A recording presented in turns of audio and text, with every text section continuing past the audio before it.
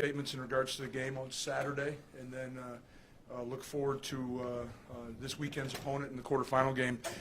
Nichols was a really well-coached football team and came in here and played extremely hard. We saw that on film. Those couple things right there are probably the reason why they won the Southland League. And I think their coach has those kids.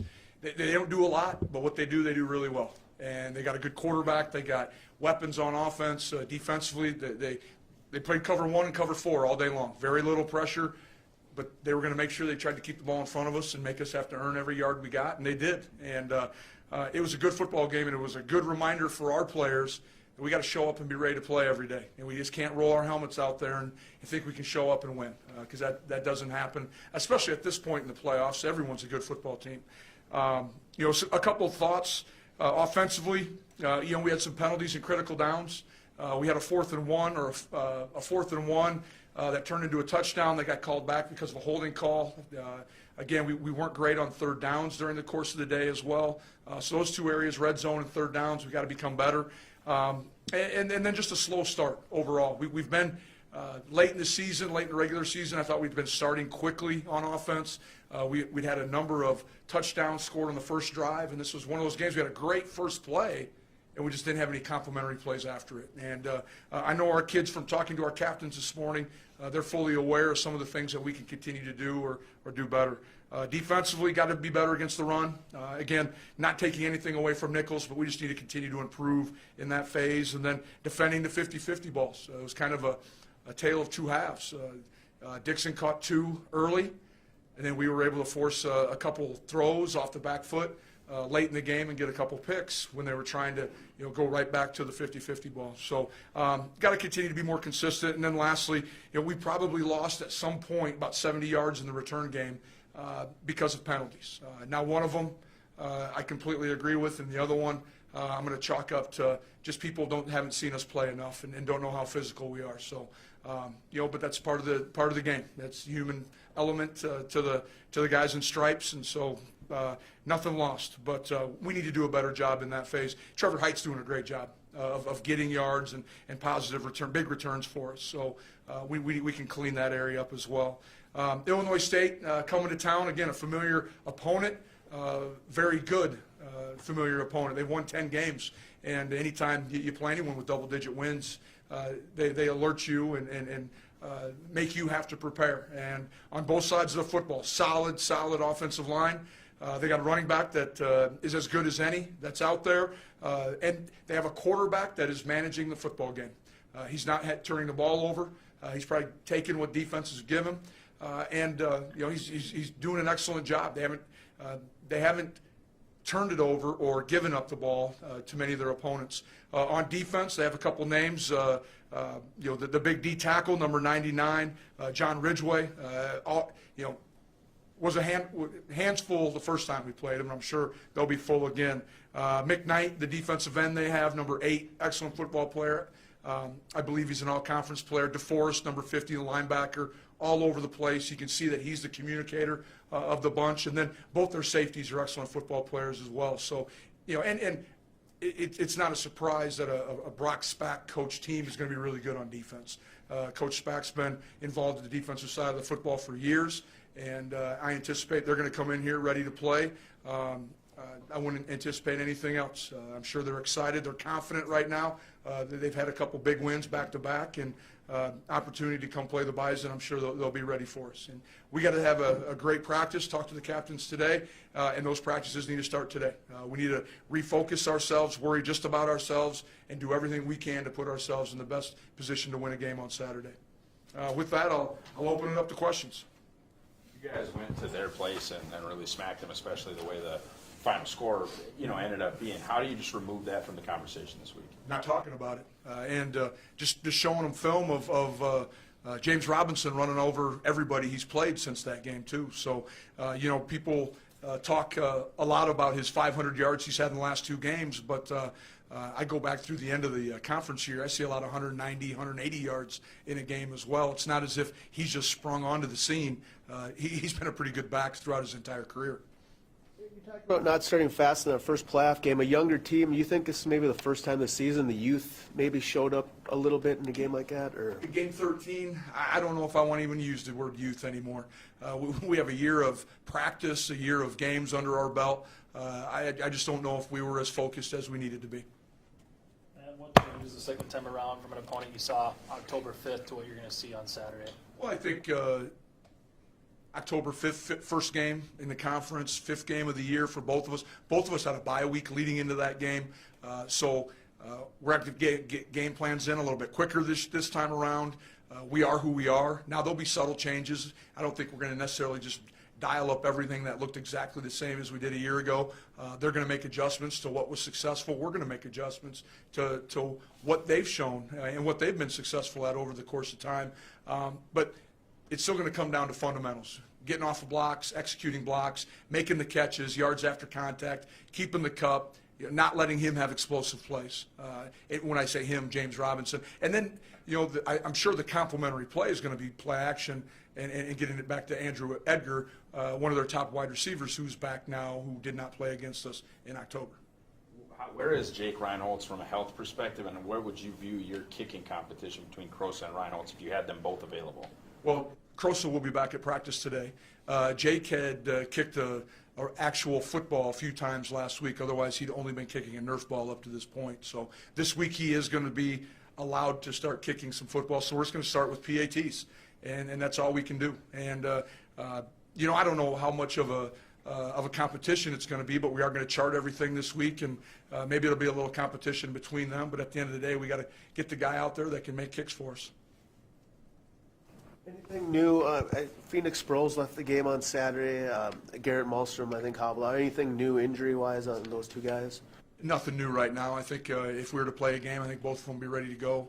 I think Garrett, you're just seeing fifth-year bangs and bruises that keep adding up on a fullback at NDSU. That's part of the position that he plays.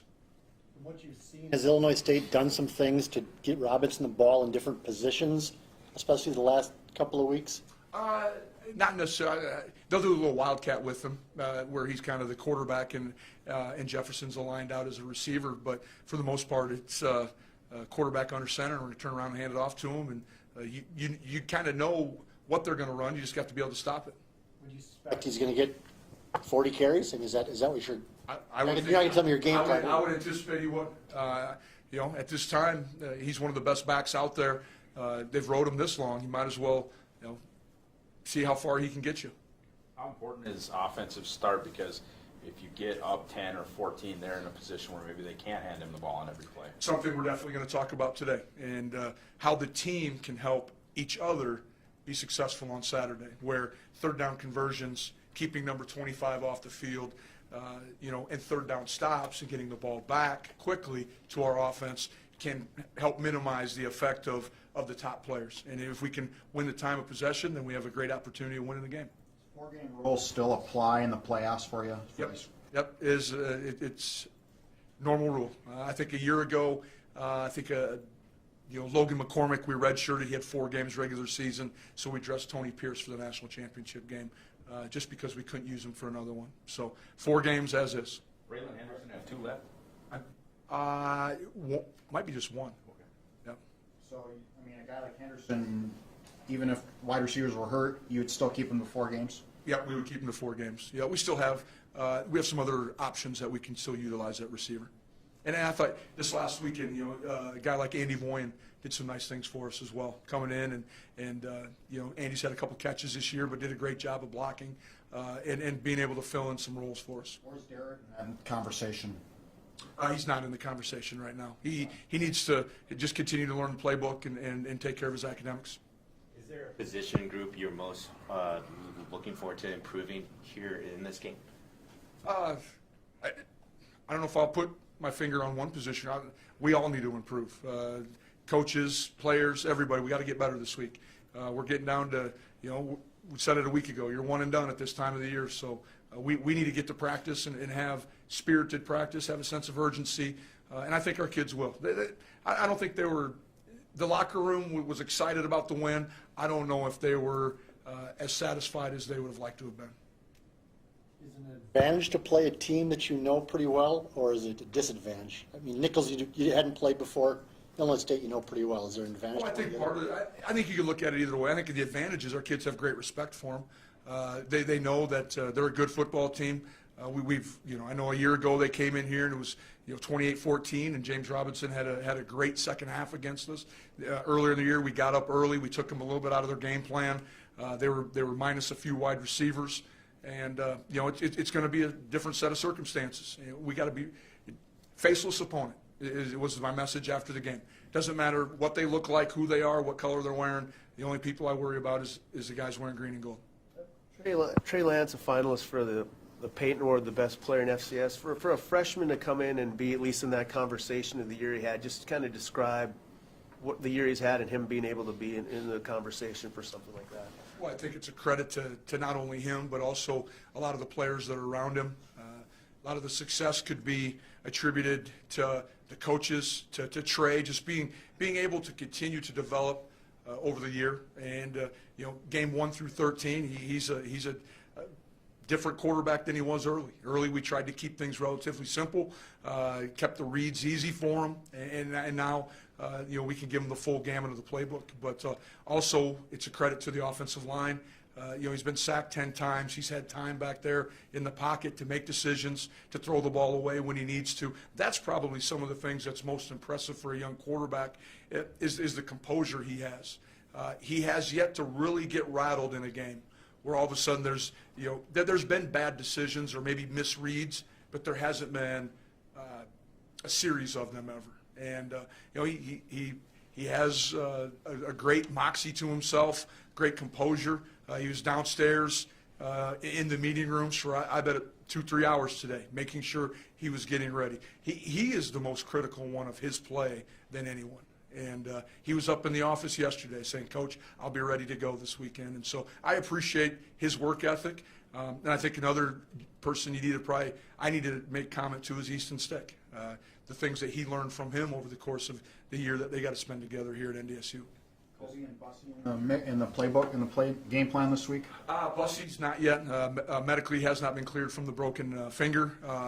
Hopefully Kobe will be. And I know he's going to be out being active today, so we just need to take it day by day. But that'd be a great addition to have at this time of the year.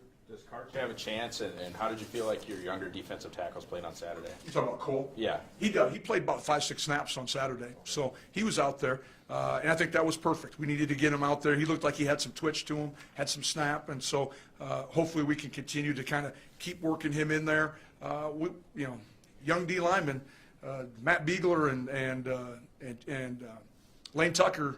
At the end of the year, we got to be ready to go. There's no holding anyone back now. Like I said before, one and done. We can rest when it's over. Now, when you got hired, you wanted to surround yourself with good people. Your coordinators have been named to the AFCA 35 under 35 Coaches Leadership Institute. You speak about what they've meant to you this year, Tyler and David. Well, one, I saw it and I go, man, I'm that old already. I barely missed it. I think I just turned 36, just a little bit beyond the submit date for that deal. Those guys have been unbelievable. Unbelievable. 2 new coordinators. Dave's been a coordinator before, but at our level, they've both been very mature about it, very, very thorough. That was probably the thing that I was most impressed with. I mean, they have not let a stone go unturned.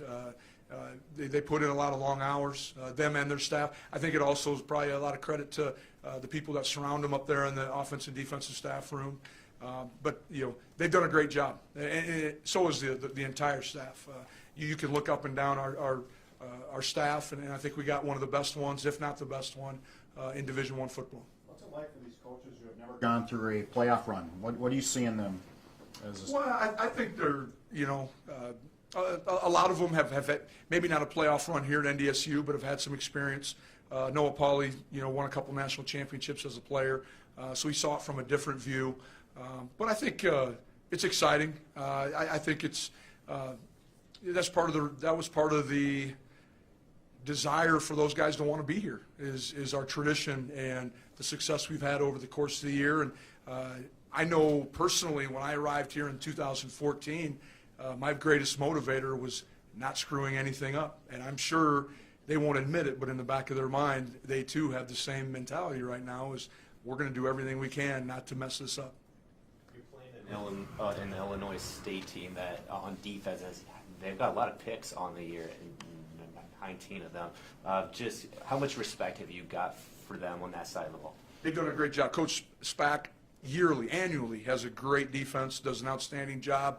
They're going to sit back in their two high quarters defense primarily. Majority of the time, they do bring some pressure. They'll bring four to a side. Could be from the boundary to the field.